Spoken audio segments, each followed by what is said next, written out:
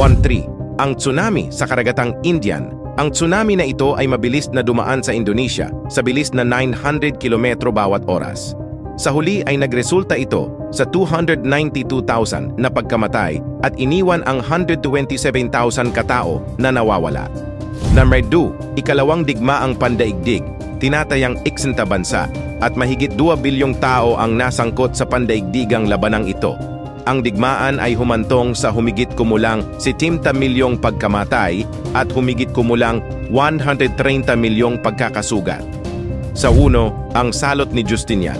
Ang salot na ito noong 541 AD ay ginawang bayan ng mga multo ang maraming nayon na lubhang nagpababa ng populasyon ng Europe ng halos kalahati na may tinatayang kabuuang bilang ng mga namatay na mahigit 100 milyon sa buong mundo. Sa harap ng sakuna, walang halaga ng pera, mansyon o mamahaling sasakyan ang makakapagligtas sa atin. Ang Diyos lamang ang makapagbibigay ng kaligtasan. Kung naniniwala ka dito, tumugon ka ng Amen.